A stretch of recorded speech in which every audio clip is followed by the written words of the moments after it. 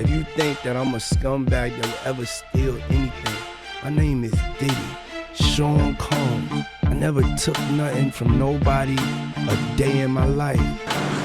Yo, how dare this nigga told me he want receipts? Let's start with your mother, nigga.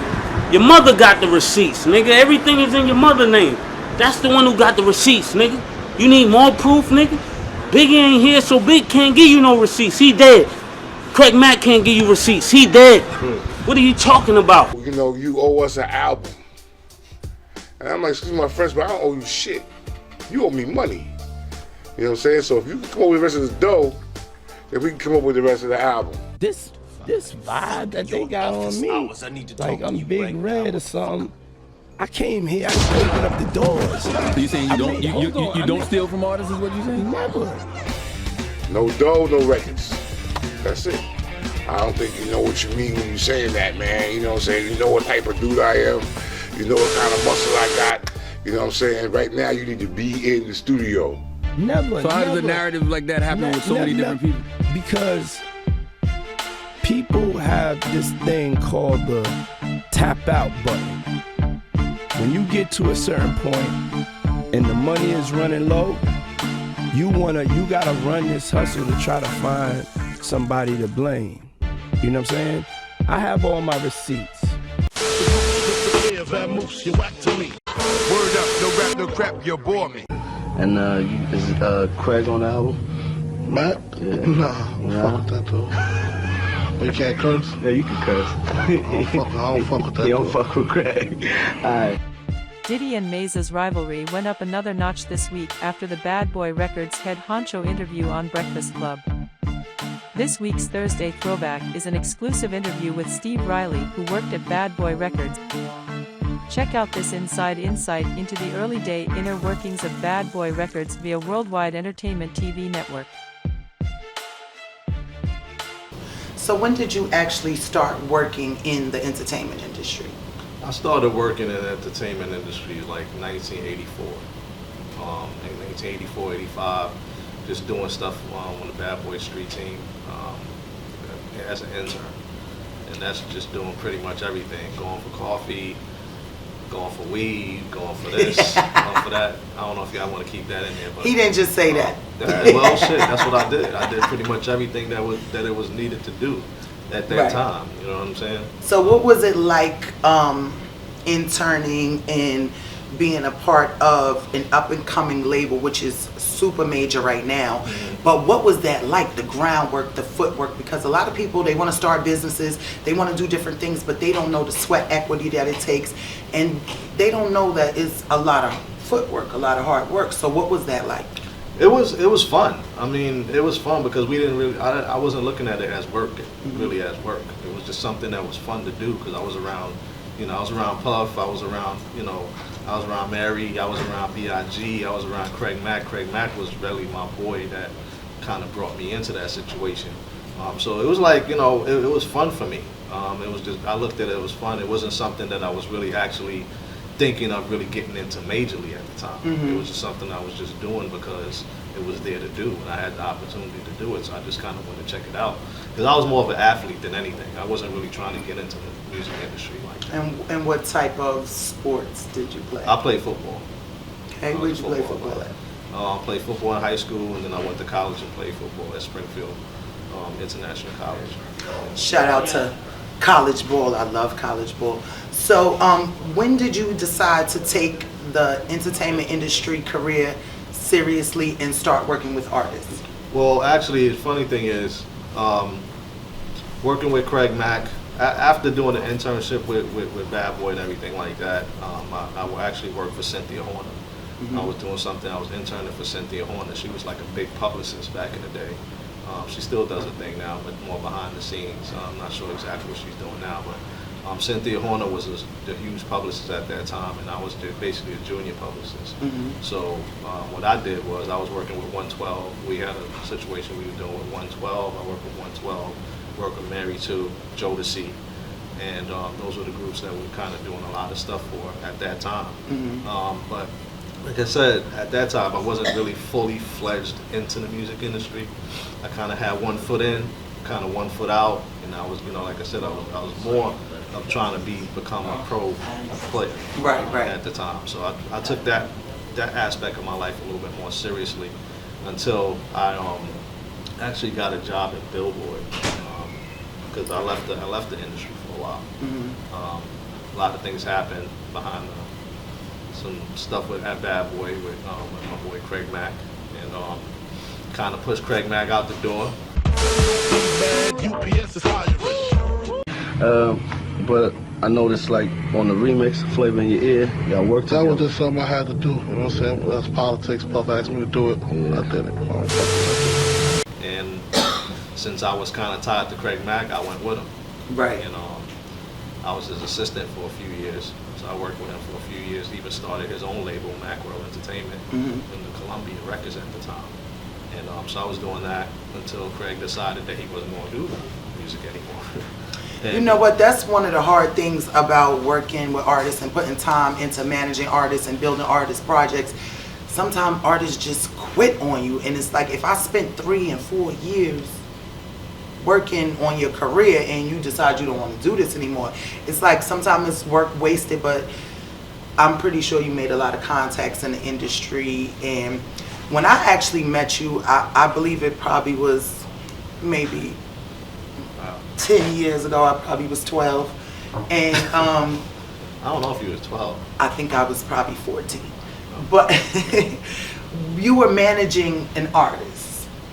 I managed a few artists, actually. So tell us about some of the artists you work with. Wow.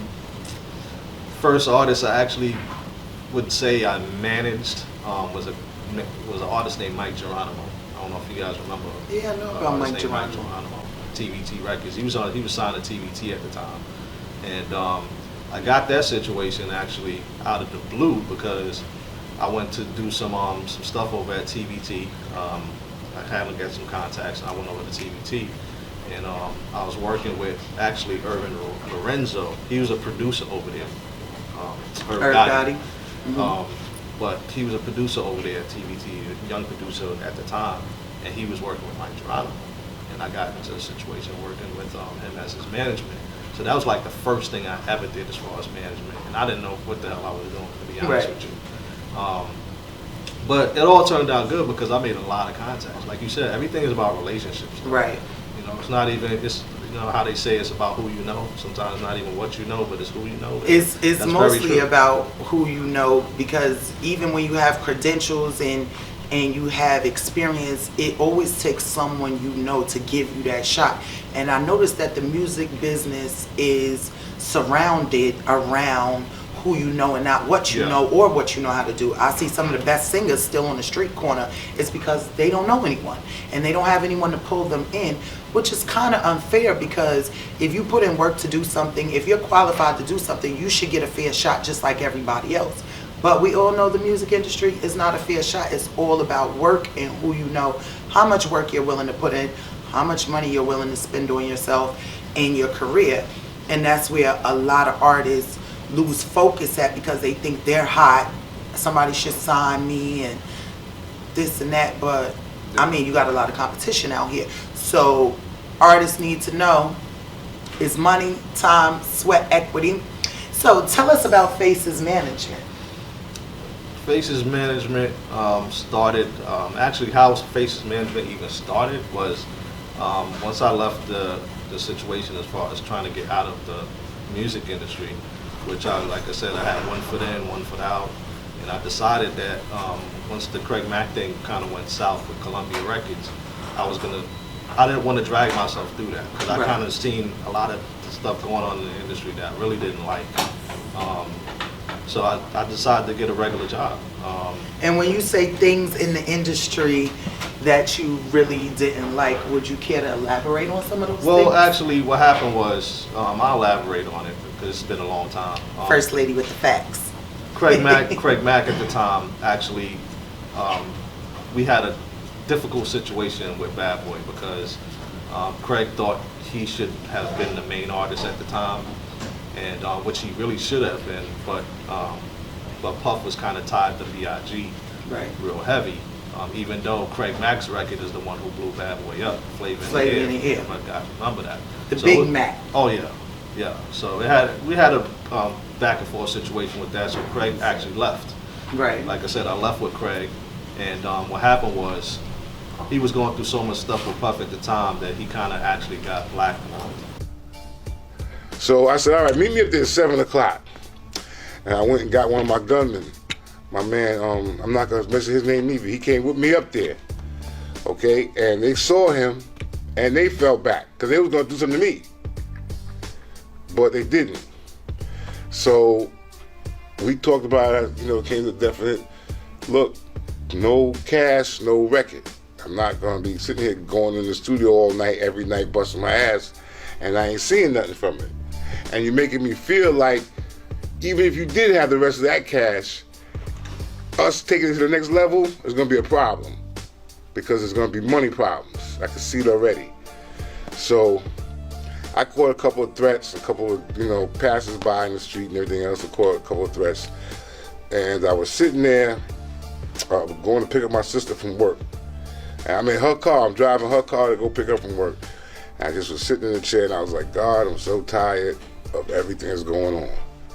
I was in my sister, I called my sister, because we've known each other for so long, you know what I'm saying? It's like brother and sister, But I was in my sister's car, and I had a gun in my lap. And I'm sitting there and I'm talking to God. I'm like, Lord, I don't want to do this. But if it comes to getting ugly where somebody's going to be trying to kill me, I'm going to have to do something first, or do something to prevent that from happening. You know what I'm saying? And I was like, I'm frustrated. I really need your advice and your love right now. And I started flipping around the radio station, 660 AM or FM, one of them stations where the Supreme team used to be on. Early in the morning, and the dudes from Upper Hempstead would have that joints blasting. So I was looking for that. And when I turned the station, all this gospel music came on. And it was this song I've never heard before in my life ever, but I knew that it was God talking to me, Yo, what's up, Rack? So you asking me what was the relationship between Puff and Craig Mack? Yo, they had a good relationship until Craig Mack changed his manager. When Craig Mack changed his manager, Puff didn't like him for whatever reason he didn't. He told Craig, yo, if you don't fire your manager, nigga, you can't work for Bad Boy. So Craig was having problems and issues because he refused to fire his manager. He refused to get rid of his manager, so Puff got rid of him. He told him that. He wasn't gonna sign him again if he didn't change management. I guess Craig was loyal to this dude. You understand?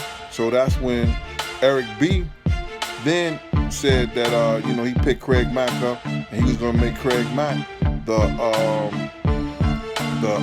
first artist coming from Death Row East Coast. I said that a long time ago. You understand? Craig Mack was gonna be they first artist. You understand?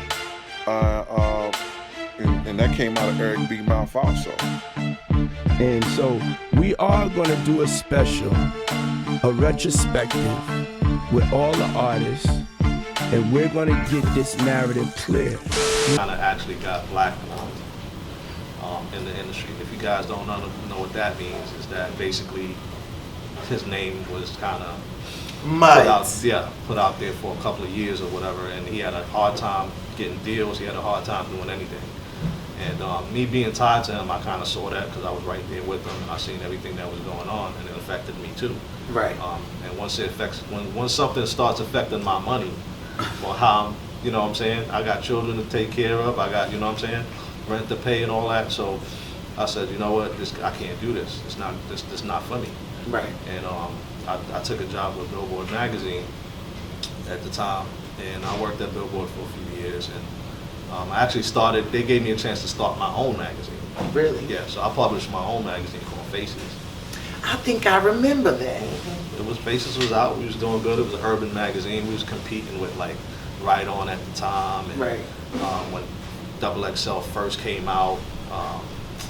But didn't stay around too long. We had some problems with the magazine and some of the people that actually owned it. But that's kind of how Faces period came about as far as the management. Because how that came about was the magazine. We had a monthly situation where we did a showcase every month. I think I remember that too. Magazine, yeah, and it was called Hot on the Block. You guys remember? This was like 1997, 98 in that area, and basically, you know, I started managing independent artists or whatever the case may be, and because everybody. They seen how kind of basically how organized I was and kind of how business minded I was at the time. So there was a lot of artists that didn't have that. They were searching for that. So I had the perfect platform for it. I mean, as far as publicity, they would get publicity in the magazine, and at the same time, they was getting a sense of business and how to run their businesses and actually build brands. At the time. So Faces Music Business Management Consulting consults artists as well as businesses. Yes. Very much involved in. You've now come over to do Confit Butter. Yes, check it out, man. This is your boy Akon, and right now you got it locked to Worldwide Entertainment TV. Keep it locked.